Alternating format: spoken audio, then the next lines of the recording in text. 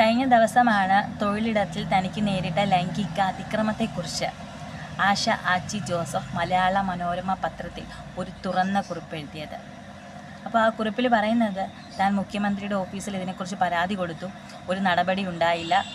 അതുപോലെ തനിക്ക് വേണ്ടി ശബ്ദമുയർത്തേണ്ടവർ തന്നെ ഈ കേസ് ഒത്തുതീർപ്പാക്കുന്നതിന് വേണ്ടി തന്നെ സമീപിച്ചു എന്നുള്ള കാര്യവും പറയുന്നുണ്ട്. പിന്നെ വേറൊരു കാര്യം പറയുന്നത്, ഇനി മുതൽ എൻ്റെ സുരക്ഷ എൻ്റെ മാത്രം ഉത്തരവാദിത്തമാണെന്നും ആശ ആച്ചി ജോസഫ് പറയുന്നു.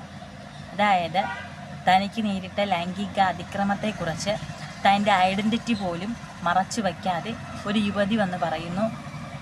ആ യുവതിക്ക് തന്നെ സമൂഹത്തോട് പറയേണ്ടി വരികയാണ്, ഇനി മുതൽ എൻ്റെ സുരക്ഷ എൻ്റെ മാത്രം ഉത്തരവാദിത്തമാണെന്ന്. എന്തുകൊണ്ട് നമ്മുടെ മുഖ്യമന്ത്രിയുടെ ഓഫീസിൽ നിന്ന് അല്ലെങ്കിൽ മുഖ്യമന്ത്രിയുടെ ഭാഗത്തു നിന്ന് ഒരു ഇടപെടൽ ഉണ്ടായില്ല എന്നുള്ളത് നമ്മൾ സാധാരണക്കാരെ വളരെയേറെ ചിന്തിപ്പിച്ചു. കാരണം ചില കേസുകളിൽ നമ്മുടെ മുഖ്യമന്ത്രി വളരെയധികം ഉത്സാഹത്തോടെ പ്രവർത്തിക്കുന്നത് കണ്ടിട്ടുണ്ട്. കാരണം പ്രത്യേകിച്ച് രാഹുൽ മാങ്കൂട്ടത്തിൻ്റെ കേസിലൊക്കെ തന്നെയും പോലീസിൻ്റെ ശക്തമായിട്ടുള്ള ഇടപെടലുകൾ, മുഖ്യമന്ത്രിയുടെ ശക്തമായിട്ടുള്ള ഇടപെടലുണ്ടായിരുന്നു. അതുപോലെ അതിജീവിത ഫേസ്ബുക്കിൽ കുറിച്ച വാചകങ്ങൾ മുഖ്യമന്ത്രിയുടെ ചായക്കപ്പിൽ കൊത്തുന്നുണ്ടായിരുന്നു. അങ്ങനെയൊക്കെ ഉള്ളതുകൊണ്ട് തന്നെ ഈ ഒരു കേസിൽ മുഖ്യമന്ത്രിയുടെ ശക്തമായിട്ടുള്ള ഇടപെടൽ നമ്മളെല്ലാവരും തന്നെ പ്രതീക്ഷിച്ചിരുന്നു, പക്ഷെ ഉണ്ടായില്ല. പിന്നെ വേറൊരു കാര്യം, ഈ ലൈംഗിക അതിക്രമം നടത്തിയ വ്യക്തി ഇടതു സഹയാത്രികനും മുൻ MLA-യും സംവിധായകനുമായ PT കുഞ്ഞുമുഹമ്മദാണ്. അപ്പോൾ ഇടതു സഹയാത്രികനായതുകൊണ്ടാണോ ഈ കേസിൽ വലിയ താല്പര്യമില്ലാത്തത് എന്ന് വരെയും നമ്മൾ ചിന്തിച്ചൊരു കാര്യമാണ്.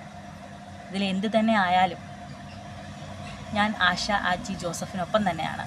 ഒരിക്കലും അതിജീവിതയെന്നോ ഇരയെന്നോ വിളിക്കാൻ ഞാൻ ആഗ്രഹിക്കുന്നില്ല. കാരണം തനിക്ക് നേരെ ലൈംഗിക അതിക്രമം നേരിടുകയും തൻ്റെ ഐഡൻറ്റിറ്റി പോലും മറച്ചു വയ്ക്കാതെ അതൊരു സമൂഹത്തിൽ എനിക്കിങ്ങനെ സംഭവിച്ചു എന്ന് ഉറക്കെ പറയുകയും നീതി ആഗ്രഹിക്കുകയും ചെയ്യുന്ന ഒരു സ്ത്രീയാണ് ആശ ആച്ചി ജോസഫ്. അതുകൊണ്ട് ആശ ആച്ചി ജോസഫിന് നീതി കിട്ടണമെന്ന് ഞാൻ ആഗ്രഹിക്കുന്നു. അതുകൊണ്ട് ഞാൻ ആശ ആച്ചി ജോസഫിനൊപ്പം തന്നെയാണ്.